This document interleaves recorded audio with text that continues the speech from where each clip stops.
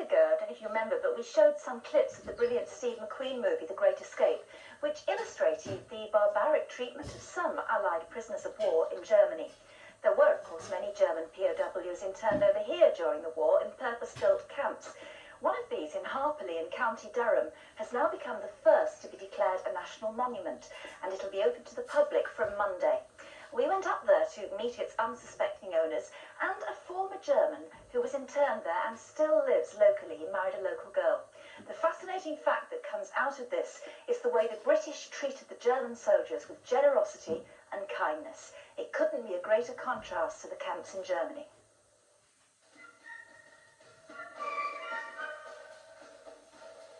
In 2001, we bought the camp to further our fencing business. But we put an advert in the local paper if anyone had any photos or any stories they could tell us about the camp, and the response we got was just overwhelming. At one of the camps somewhere in Britain, ex-German sailors saved from sunken U-boats and ex-German airmen whose planes were brought down are learning to start life afresh in more peaceful jobs. Italian prisoners then. The Italian men were here till late 43, 44 when they made way for the German prisoners to come. The records we found up to now, there was 1,400 men here at one time. They had to work on the local farms, in the forestry, and in with the local community, and they became a big part of our area here.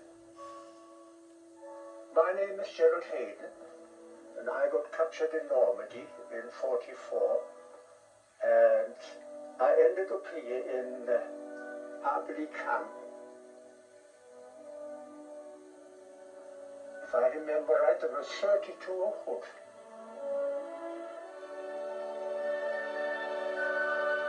Got old English battle dress, with big holes cut in and coloured patches sewn in. So you had a big round patch on your back and a patch on one knee at least. You couldn't hide in them things. This is the entrance into the camp. A bit further along, we're into the German compound. You went into there, you had the hospital, the dining room, kitchen was up at the top side. You had the recreation room. It was like a big secret garden, there was brambles. We didn't know any of those concrete paths were there, so we enjoyed just climbing it out and seeing what it looked like underneath. To make it a bit more homely, they painted 10 different murals on the walls of German scenes, everything from the Rhine to a little boy in lederhosen with goats. From the outside, this just looks like one of the normal huts, but when you get inside, you can see what a lot of hard work the German men did, making this into the theatre. All work and no play makes even Fritz a dull boy. So it's the German U-boat service versus the German Air Force at Fußball. The food was good. It was the same as the British Army got. Conditions were a bit relaxed. We were allowed to go out. We went to cinemas or even to the local dance hall, and the local people were friendly. There was no animosity. Could even dance with the young girls, and one of these girls called Jade, especially called Marai. And the end of the story was after 6 months we were married.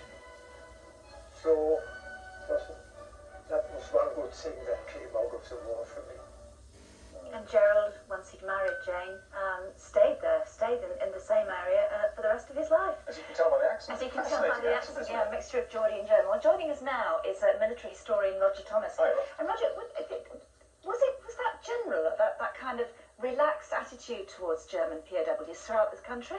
Not absolutely throughout, but certainly generally, yeah. I mean, it's obviously where there have been heavy bombing, there was much tenser feelings, but as time went on, even there, it did become more relaxed, and certainly post-war, it became very relaxed. And it wasn't kind of frowned on for, say, girls who met German prisoners of war to go out with them? To begin with. Again, it was a sort of progressive change of attitude, and they gradually became friends. Certainly after the war, I mean, unlike obviously in occupied France, where things have been dreadful for the civilians under the Nazis, it was absolutely fine for an ex-German POW to stay on and get a job and marry a local girl. I mean, 28,000 of them did.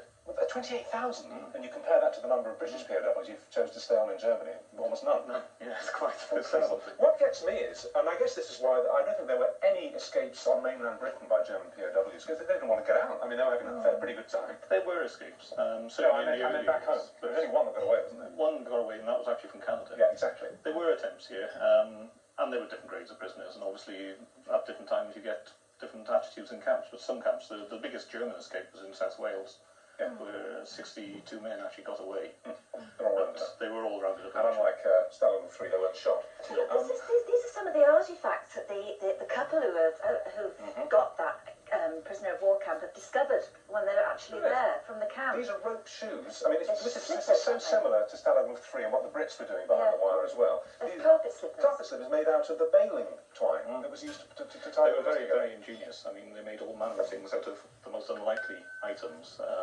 In the camp theatre, they made screens using sacking, and they dyed the sacking. Yes. And they put sort of Art Deco decoration over the top so that you couldn't get light in through the windows in the theatre. Because the Germans actually tended to be, the prisoners tended to be more craftsmen rather than the engineering skills which the British prisoners had over there. There was a bit of both.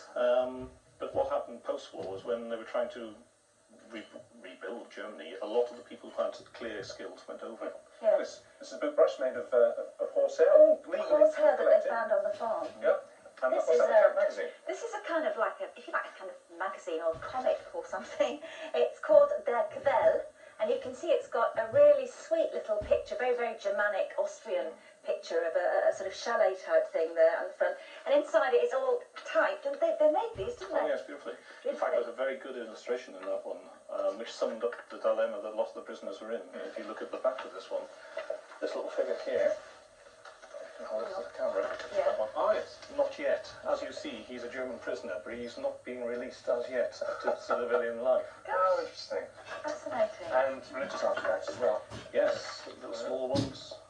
You know the message on the back of that? What? Can you read it? Can you read it? It's on the back. Back of this. I didn't see that earlier. May Our Lady help you and all members of your family during the coming time, as she helped me through all the dangers of war. To my dear Lily Little Margaret, in remembrance of her German friend. Heinz, 15th of December, 1946.